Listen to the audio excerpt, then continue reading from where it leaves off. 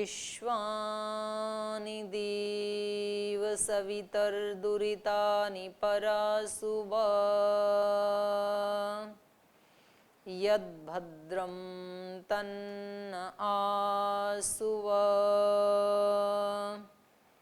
ओम शांति शांति शांति।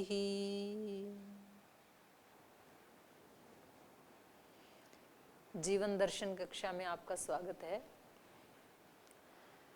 इस कक्षा में हमने ऐसे सोचा है कि जो भी हमारे वैदिक चैनल पर कार्यक्रम चलते हैं तो कुछ शास्त्रों को लेकर के, वेद, दर्शन, उपनिषद, गीता, रामायण, महाभारत या बिना शास्त्र के भी जीवन से लेकर के कभी कभी कुछ प्रश्न हमारे मन में उठते हैं, कुछ जिज्ञासाएं उठती हैं, कुछ शंकाएं उठती हैं।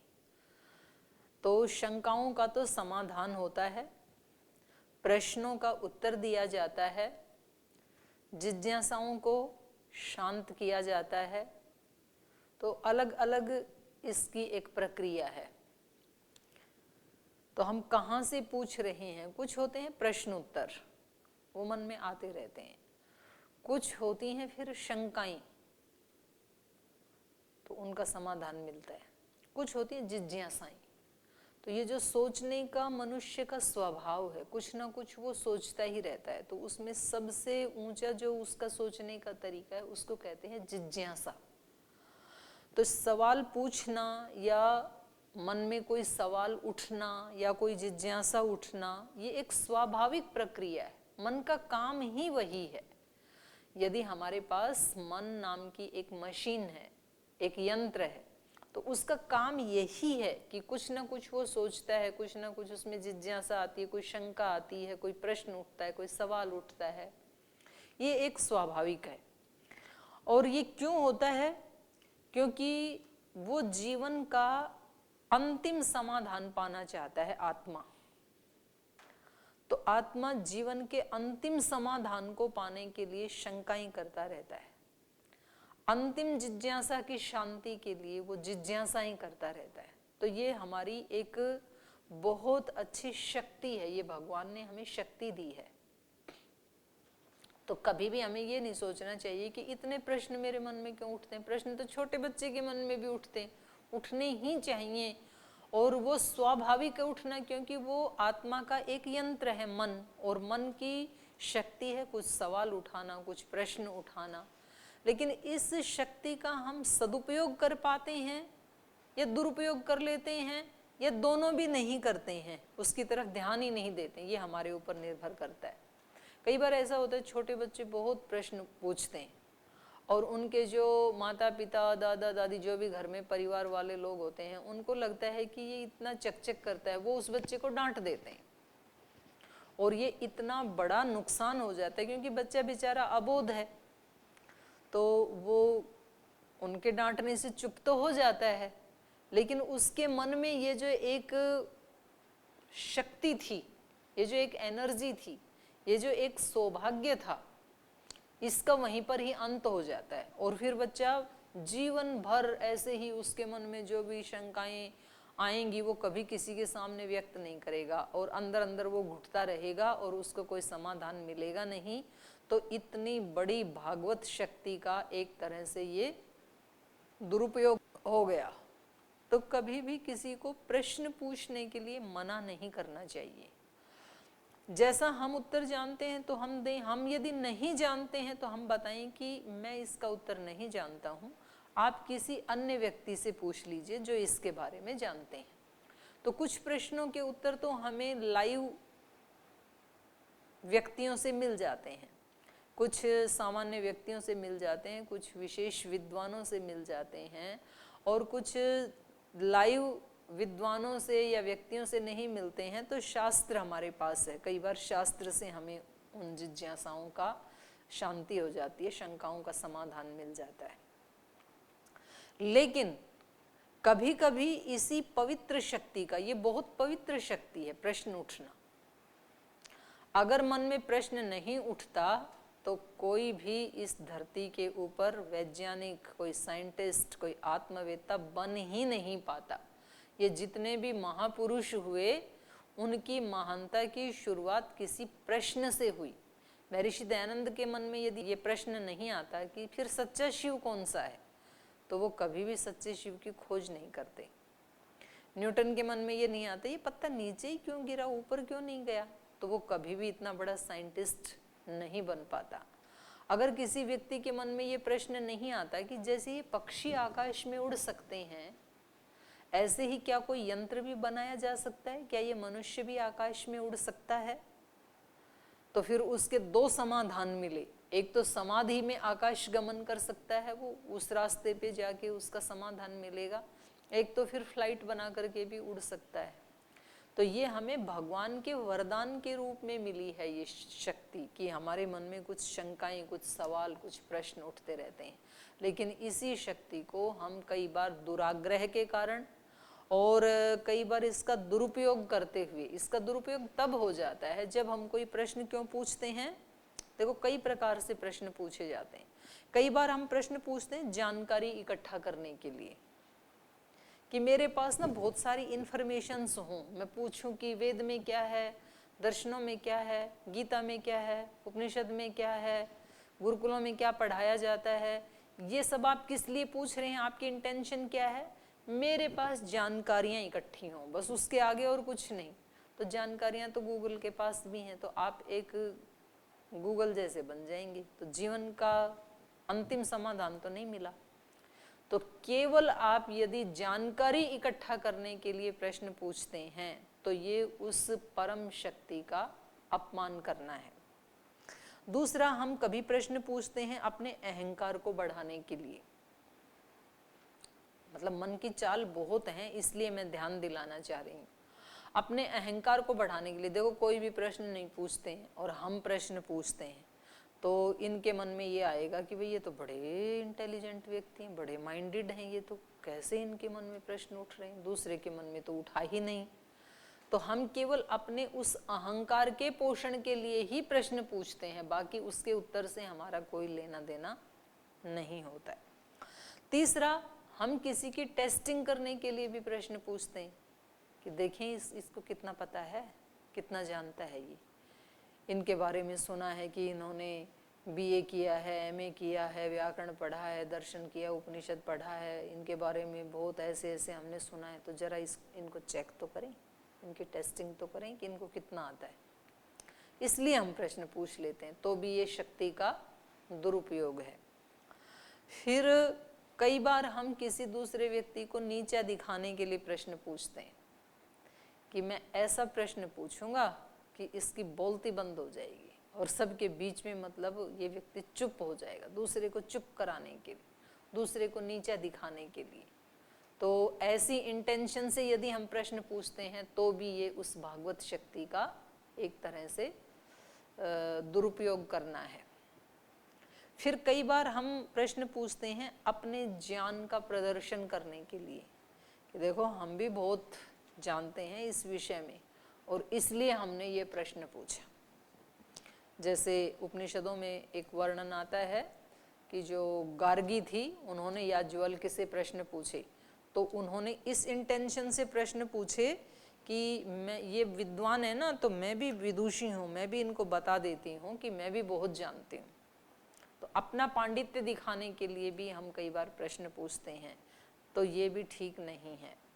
फिर कई बार हम अपनी चेतना के स्तर को ऊंचा उठाने के लिए, जी मेरी चेतना का स्तर अभी इतना है, जब मेरे सामने परिस्थितियां आती हैं, विषय आते हैं, आकर्षण आते हैं, अनुकूलताएं आती हैं, प्रतिकूलताएं आती हैं, तो मेरा इतना स्तर है, यहाँ तक मैं सहन कर लेता हूँ, इसके बाद ऊपर नीचे हो जाता है। तो इसको कैसे ठीक किया जाए, इस भावना से भी प्रश्न पूछे जाते हैं। और एक है अंतिम शाश्वत समाधान। मेरे जीवन में या मेरे आसपास या जो मैंने जाना है, उसमें मेरे को ये समस्या आ रही है, ये समझ में नहीं आ रहा है, तो इसका क्या समाधान मिल सकता है, ये मेरी समस्या है और मुझे इसका शाश्वत समाधान चाहिए, मैं इसको हटा देना चाहता हूँ। मान लीजिए किसी व्यक्ति को गुस्सा आता है और उस व्यक्ति को पता है कि ये गुस्सा मेरे लिए ठीक नहीं है और वो उसकी ये इंटेंशन है कि मैं गुस्से को हटा देना चाहता हूँ, क्योंकि मैं भी बुरा मानता हूँ, मैं लोभ को हटा देना चाहता हूँ, मैं घृणा को, ईर्ष्या को अपने यहाँ से हटा देना चाहता हूँ, और ऐसी इंटेंशन से कि मुझे शाश्वत समाधान मिल जाए, तब कोई प्रश्न पूछता है, कोई व्यक्ति किसी शास्त्र की किसी पंक्ति का अर्थ पूछता है, तो ये फिर उस शक्ति का सदुपयोग करना है। तो ये इतने सारे प्रश्न पूछने के कारण हो सकते हैं। इनमें जो 2 कारण मैंने लास्ट में बताए, एक तो अपनी चेतना के स्तर को ऊंचा उठाने के लिए, जहां हम आज खड़े हैं उससे हम और थोड़ा बेहतर जीवन जिएं, इसके लिए यदि सवाल उठते हैं तो ये बड़ा शुभ है, ये इस शक्ति का सदुपयोग है जो भगवान से ही हमें मिली थी। और दूसरा, शाश्वत शांति, शाश्वत सुख, शाश्वत समाधान पाने के लिए जो ऋषि अपने से बड़े अपने गुरुओं से पूछते थे, जो गुरुकुल में जाकर के जो प्रश्न महर्षि दयानंद ने पूछे, तो वो थे शाश्वत समाधान पाने के लिए। कुछ प्रश्न महात्मा बुद्ध ने पूछे, अपने आप से ही पूछे, उनको तो कोई गुरु मिला नहीं। तो इस तरह के जो प्रश्न पूछे जाते हैं, जो स्वामी विवेकानंद ने पूछे जो प्रश्न, तो उनकी इंटेंशन क्या थी? शाश्वत सुख को पाना, शाश्वत समाधान को पाना।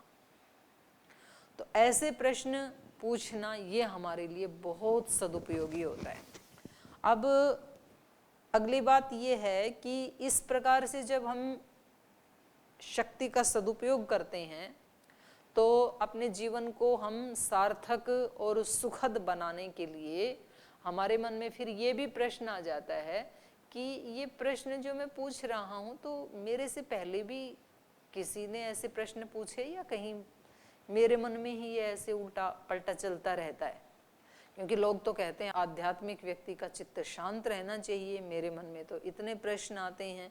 तो आप उससे डरे नहीं। आपसे पहले बहुत लोगों ने प्रश्न पूछे। किन किन ने पूछे मैं मुख्य रूप से आपको बताती हूँ। ऐसा ही प्रश्न पूछा था महर्षि दयानंद ने, जब उनके पिता ने कहा कि बेटा तुम उपवास मत करो, और जब उन्होंने कहा कि उपवास तो मैं करूँगा क्योंकि उससे सच्चे शिव खुश हो जाएंगे, और जब उसने रात को नज़ारा देखा कि शिव के ऊपर तो चूहे चढ़ रहे हैं और वो सारा चढ़ावा खा रहे हैं, प्रसाद खा रहे हैं, शिव कुछ भी नहीं कर रहा है, तो उन्होंने कहा ये तो अपनी ही रक्षा नहीं कर पा रहे हैं, तो हमारी रक्षा कैसे करेंगे? तो उनके पिता ने कहा ये तो शिव की मूर्ति है, ये सच्चे शिव थोड़ी हैं। तो उन्होंने कहा कि फिर सच्चे शिव कहाँ हैं? तो अब उनके पिताजी को तो उत्तर का पता नहीं था। उन्होंने कहा कि बेटा सच्चा शिव तो ऐसे नहीं मिलता है, उसके लिए तो हिमालय में जाके तपस्या करनी होती है। तो उन्होंने कहा कि फिर हम हिमालय में जाकर के तपस्या ही करेंगे और सच्चे शिव को मैं पाऊंगा, जरूर देखूंगा। तो इस प्रश्न ने उस बालक मूल शंकर को महर्षि दयानंद बना दिया। ऐसा ही एक प्रश्न एक युवा नरेंद्र के मन में उठा। उन्होंने रामकृष्ण परमहंस जी से पूछा कि आपने भगवान के दर्शन किए हैं? उन्होंने कहा हाँ किए हैं। तो क्या हमें करा सकते हैं? वो आपको दिखते हैं? बोले हाँ दिखते हैं। कैसे? बोले जैसे मैं आपको देख रहा हूँ ना ऐसे ही दिखते हैं। हमें करा सकते हैं? बोले बिल्कुल करा सकते हैं। तो इस प्रश्न से वो जो युवा नरेंद्र था वो स्वामी विवेकानंद बन गया। ऐसा ही प्रश्न महात्मा बुद्ध के मन में आया था। जब वो विहार के लिए निकले थे तो एक रोगी व्यक्ति को देखा, फिर एक मृतक व्यक्ति को देखा, फिर एक जर्जरित व्यक्ति को देखा। तो उसके मन में प्रश्न आए, क्या मेरा शरीर भी ऐसे जर्जर हो जाएगा? क्या मेरे शरीर में भी ऐसे रोग आ सकता है? क्या एक दिन मेरा शरीर भी ऐसे ही मृत्यु को प्राप्त हो जाएगा क्या? तो सारथी ने कहा बिल्कुल हो जाएगा, शरीर का सत्य यही है। तो बोले शरीर का सत्य यही है तो रथ को वापस मोड़ दो, बस फिर हम इन सत्यों की ही खोज करेंगे कि इनसे बचने का क्या उपाय है। तो ऐसा ही प्रश्न अर्जुन के मन में आया था। अर्जुन बिल्कुल विषाद को प्राप्त हो गया था, किम कर्तव्य विमूढ़ था, और उसको यही नहीं पता चल रहा था कि मैं संन्यास लेकर के यहाँ से चला जाऊं जंगलों में। आपके मन में भी कभी कभी आता होगा, जब जीवन में कभी विषाद आता है, जब परेशानियां आती हैं, समस्याएं आती हैं, तो मन में सामान्य रूप से हर व्यक्ति के मन में यही आता है कि यहाँ से छोड़ के चले जाएं कहीं, क्योंकि हमें लगता है ये स्थान मेरी दुख का कारण है या ये व्यक्ति मेरे दुख का कारण है। जबकि उसी समय अगर हमारे सवाल की दिशा ठीक हो कि ये दुख क्यों आया और इसको हटाने का समाधान क्या है, तो बस सबके जीवन में मौके आते हैं। ये केवल अर्जुन के, महात्मा बुद्ध के, स्वामी विवेकानंद, महर्षि दयानंद, न्यूटन, ये केवल इन्हीं व्यक्तियों के सामने ये अवसर थोड़े आए। ये प्रश्न तो हमारे मन में भी कितनी बार आते हैं। ये नहीं आते हैं तो दूसरे आते हैं, लेकिन समस्या ये है कि हम उन प्रश्नों को गंभीरता से नहीं लेते। कुदरत सबके जीवन में मौके देती है, और एक बार मौका नहीं देती है, हजारों बार मौका देती है, रोज रोज मौका देती है। संबंधों में मौके मिलते हैं हमें। ये जो संसार की जो व्यवस्था बनाई है भगवान ने, रिश्ते नाते जो बनाए हैं, ये बहुत जरूरी हैं, क्योंकि ये रिश्ते हमें आईना दिखाते हैं। जैसे आईना हमें हमारा चेहरा दिखाता है कि हमारा चेहरा कैसा है, हम आईने में देख के संतुष्ट हो जाते हैं। ऐसे ही ये संबंध हमें आईना दिखाते हैं कि हमारी चेतना का स्तर क्या है।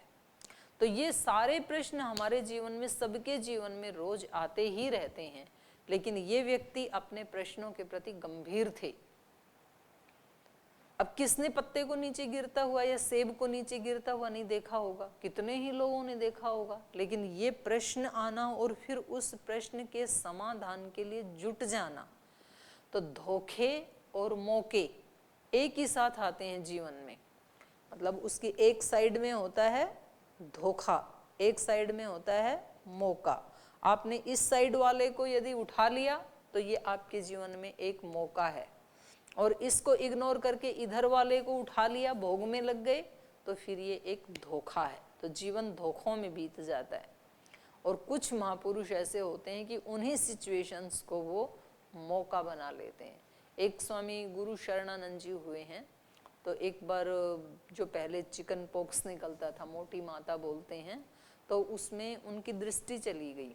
उनकी आंखें बहुत सुंदर थी, और जब उन्होंने देखा कि रे ये तो एकदम से घोर अंधेरा हो गया संसार मेरे लिए, तो ऐसे कितने लोग हैं देश में जिनकी किसी न किसी घटना दुर्घटना में कोई ना कोई इंद्रिय चली जाती है, और फिर वो कहते हैं कि कोई बात नहीं, एक आंख ही तो गई है, अभी हाथ है मेरे पास, वाणी है मेरे पास। तो वो अपने, उनकी एक अलग दृष्टि है, उनका एक अलग जीवन का सोचने का तरीका है। पर उन्होंने ऐसे नहीं सोचा। उन्होंने कहा कि ये तो बड़ी अस्थायी चीजें हैं, ये इंद्रियां और शरीर। आज तो मेरी आंखें गई हैं, कल मेरी वाणी भी जा सकती है, परसों मेरे कान की शक्ति, श्रवण शक्ति भी जा सकती है, अगले दिन ये मेरा पूरा शरीर भी जा सकता है। तो मैं जो बची हैं इंद्रियां, कम से कम इनका सदुपयोग कर लूं। ये किस लिए मिली थी, तो मैं इनका सदुपयोग कर लूं। तो ये सबके जीवन में मौके आते ही रहते हैं। बस बात इतनी है, कुछ जाग जाते हैं उन सवालों को लेकर के, और कुछ भाग जाते हैं, और कुछ भोग लेते हैं। अब कोई व्यक्ति ये कह सकता है कि जी हमारे मन में बड़े बड़े प्रश्न तो आते ही नहीं है कि आत्मा क्या है, परमात्मा क्या है, तो हम क्या पूछें।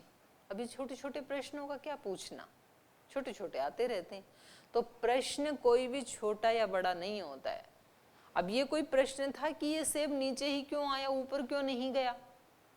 अब देखने में अगर कोई कहे कि महात्मा बुद्ध का कोई प्रश्न था कि क्या कभी मैं भी मर जाऊंगा क्या, क्यों नहीं मर जाओगे।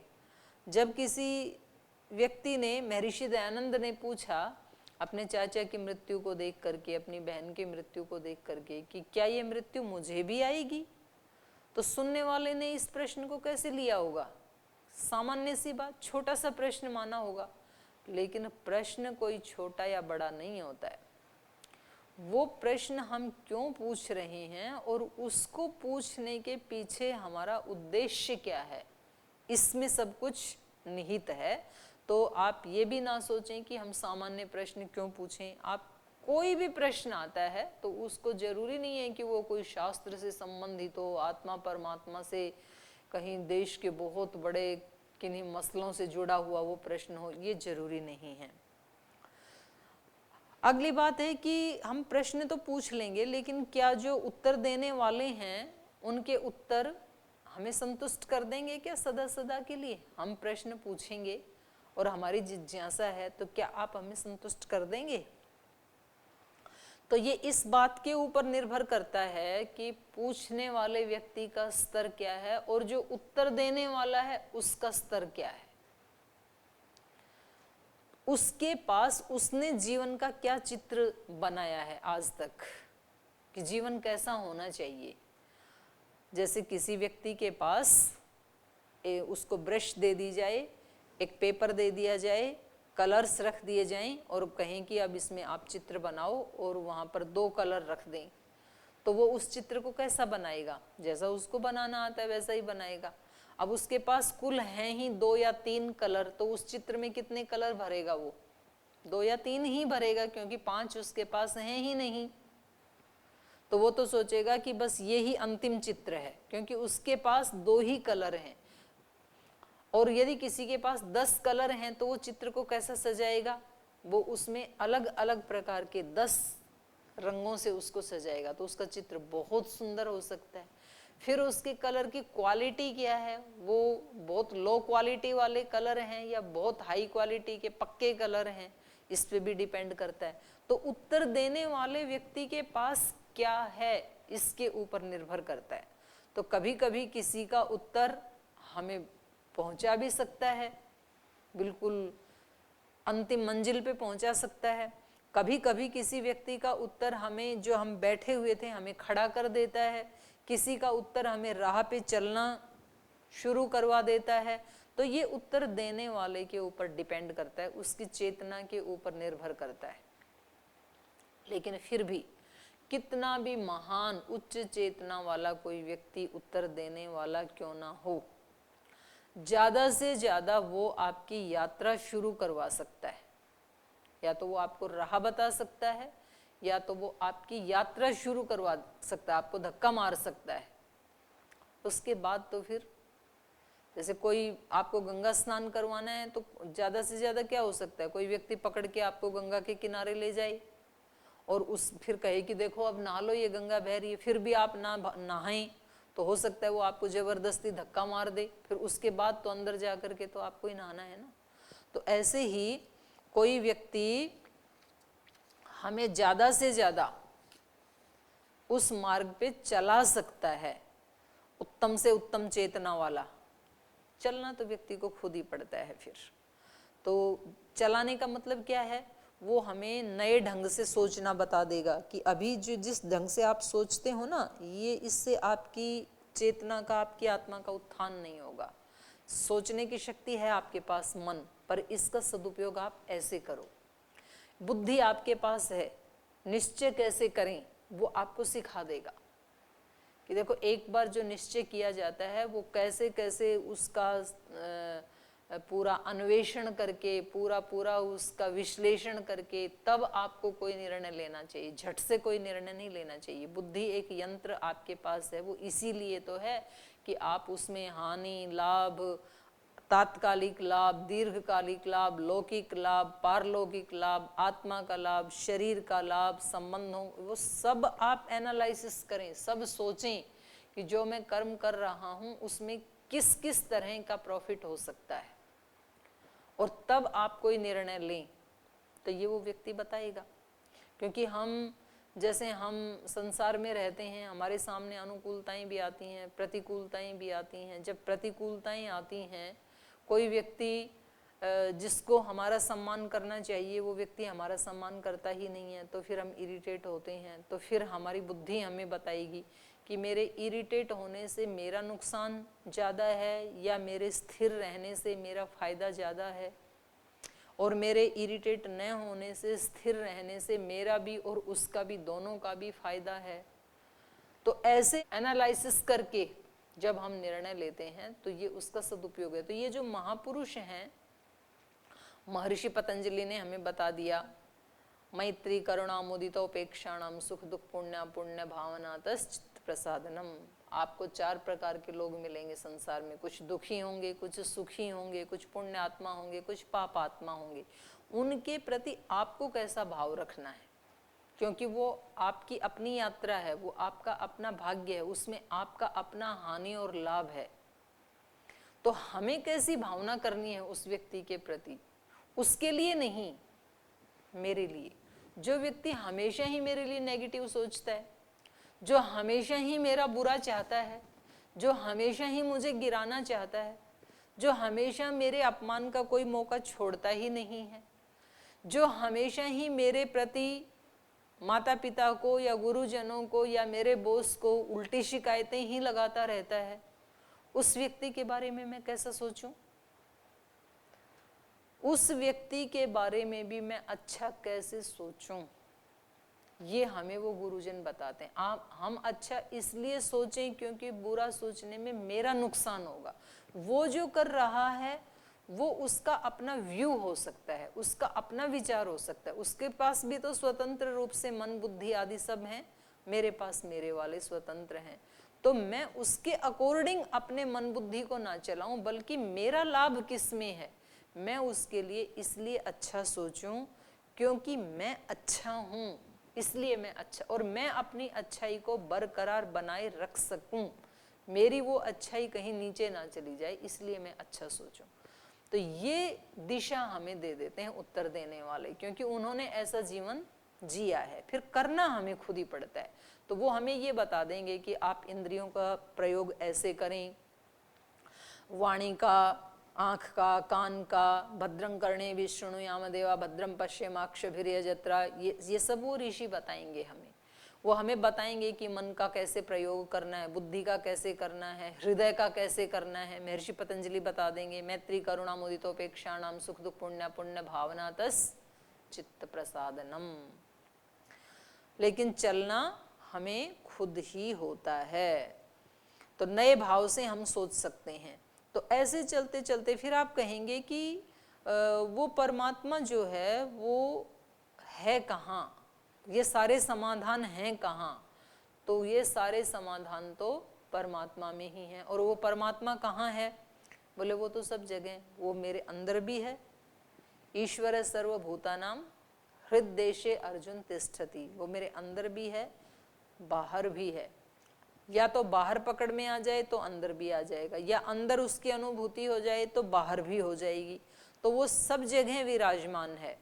और वो परमात्मा सब वेदों का भी वेद है। मेरी सारी शंकाओं का समाधान वहां होगा जाकर के, जब मुझे उसकी रसवर्जम रसोप्यस्य तम दृष्टम परात्परम, उसको देखने से, उस परात्पर को देखने के बाद इन विषयों का रस भी चला जाता है और उनके प्रति जो आसक्ति थी वो भी चली जाती है। उसके बिना समाधान नहीं मिलेगा। केवल प्रश्न और केवल उत्तरों से समाधान नहीं मिलेगा, बल्कि वो जो उत्तर देने वाले हैं वो जो हमें राह दिखाएंगे, उस पर चलते हुए जब हमारी परमात्मा के साथ एक ट्यूनिंग हो जाएगी, और वो सब जगह है, तो फिर वो परमात्मा सब गुरुओं का भी गुरु है, वो सब ज्ञानों का भी ज्ञान है, वो सब रहस्यों का भी रहस्य है, वो सब वेदों का भी वेद है, वो सब जगह विराजमान है। स एष पूर्वेशाम अपि गुरु कालेन अनवच्छेदात्। तो ये जो पूछने वाले हैं ये भी अपनी एक अवस्था का बयान करते हैं कि उनके चित्त की अवस्था क्या है, तो वो व्यक्ति के सवाल से पता चल जाता है। और जो उत्तर देने वाला है वो भी अपनी एक चेतना का बयान करता है कि वो कहाँ खड़ा है। देखो, जैसे अर्जुन की एक चेतना थी, उसने जो प्रश्न पूछे तो वो बयां कर रहा है कि अर्जुन विषाद में था, और जो भगवान कृष्ण ने उत्तर दिए वो पता चल रहा है कि वो एक समाधिस्थ, एक योगेश्वर, एक मनुष्य शरीर में अंतिम उच्च स्थिति को प्राप्त योगी थे। तो ऐसे हमें जो भी हम प्रश्न पूछें, क्योंकि इस स्लॉट में हम केवल प्रश्न उत्तर लेंगे, तो आपके जो भी प्रश्न हों, तो जीवन और जगत ये अपने आप में बहुत बड़ी पुस्तक है, और उस पुस्तक को पढ़ने की कला हमें सीखनी है। क्योंकि जो भी हम प्रार्थना करते हैं, जो भी हम भगवान से मांगते हैं, तो भगवान उनको पूरा करने के लिए फिर वैसी वैसी सिचुएशन हमारे जीवन में लाते हैं। तो आपके जीवन में कोई भी ऐसी सिचुएशन आती है जिसके ऊपर आपको प्रश्न चिन्ह लगाने की आवश्यकता पड़ती है, तो आप निसंकोच हमें अपने प्रश्न भेजते रहें। लेकिन बस आपसे एक ही प्रार्थना है कि उन प्रश्नों के पीछे इंटेंशन दो ही होनी चाहिए। या तो जहां मैं खड़ा हूं दूसरे को सुधारने की इंटेंशन नहीं होनी चाहिए कि मैं पड़ोसी को कैसे ठीक करूं, ऐसा प्रश्न नहीं होना चाहिए। मेरे जीवन में ये परिस्थिति है, इससे मैं कैसे बाहर निकल सकता हूं, इस प्रकार की इंटेंशन से युक्त होकर के आप कोई भी प्रश्न पूछें। और जो मेल एड्रेस आपको दिया है उस मेल के ऊपर आप अपने प्रश्न को मेल कर दें। आप अपना नाम और अपना स्थान भी वहाँ पर लिख दें। अभी कुछ प्रश्न हमारे पास आए हैं जिनका उत्तर हम कल के कार्यक्रम में लेंगे। तो आज क्योंकि शुरुआत में ये बताना था कि हमें कैसे प्रश्न उत्तर करने हैं, तो आज के तो इस कार्यक्रम को हम यहीं विराम देते हैं। कल पुनः आपके साथ मिलेंगे, तब तक के लिए धन्यवाद। ओम।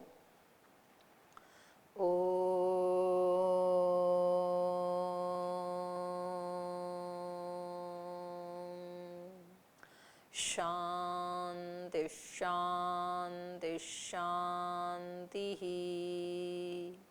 श्री गुरुभ्यो नमः।